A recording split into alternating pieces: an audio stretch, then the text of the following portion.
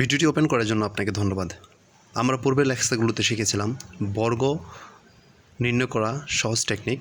আজকে আমরা শিখব বর্গমূল নির্ণয় করার সহজ টেকনিক। তো বর্গমূল নির্ণয় করতে হলে আমাদের কয়েকটা নিয়ম ফলো করতে হবে।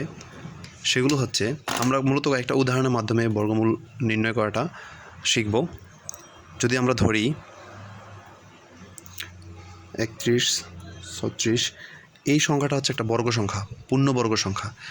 এই পূর্ণবর্গ সংখ্যাটাকে আমরা বর্গমূল টেকনিক অ্যাপ্লাই করে আমরা হচ্ছে বর্গমূলটা নির্ণয় করব। তো বর্গমূল নির্ণয় করতে হলে প্রথমে আমাদেরকে যে কাজটা করতে হবে সেটা হচ্ছে এই শেষের যে সংখ্যাটা, এই সংখ্যাটাকে আমরা এটার বর্গমূল এটাকে বর্গ আকারে চিন্তা করব। যে আমরা মূলত আমরা জানি কি, যেমন 1-এর বর্গ করলে আমরা কি পাই? 1 পাই। 2-এর বর্গ করলে আমরা 4 পাই। 3-এর বর্গ করলে 9 পাই। 4-এর বর্গ করলে 16 পাই। 5-এর বর্গ করলে 25। এইভাবে করে আমাদের বর্গের যে সিস্টেমটা আমরা আগাইতে পারি। এখন আমরা এই জায়গায় যে কাজটা করব, এই যে এখানে যে 6 আছে, এই 6 এমন একটা সংখ্যা যে সংখ্যাটা কোনো একটা পূর্ণবর্গ সংখ্যার শেষে থাকবে। অর্থাৎ আমরা যদি 1-এর বর্গ পাই 1, 4, 9, তারপর হচ্ছে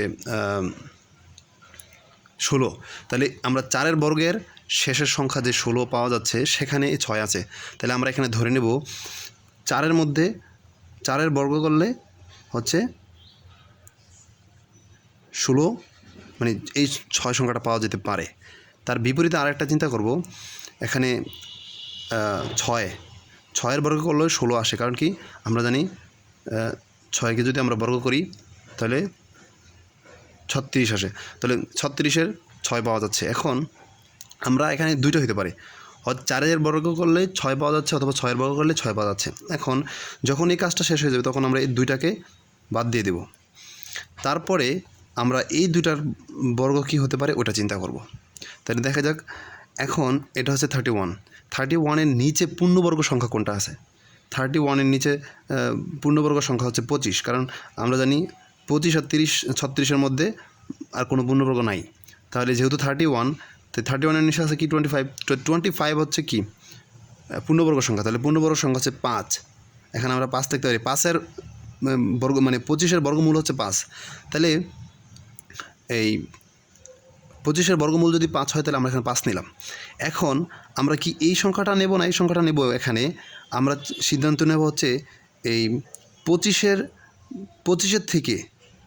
থেকে আমরা যে 5 5 25, এই 25-এর থেকে এই যে 31 সংখ্যাটা কি বড় না ছোট? যদি ছোট হয় তাহলে আমরা 4 নেব, আর যদি বড় হয় তাহলে আমরা 6 নেব। যেহেতু 25 থেকে 31 বড়, তাহলে এখানে 6 নিতে হবে। তাহলে এই 6, অর্থাৎ এই যে টোটাল সংখ্যাটা, এই সংখ্যাটার যে বর্গমূল সেটা হচ্ছে 56। এই ছিল আমাদের বর্গমূল নির্ণয় করার টেকনিক। আমরা যদি আরও একটা এক্সাম্পল দিতে পারি, যেমন আমরা নিতে পারি হচ্ছে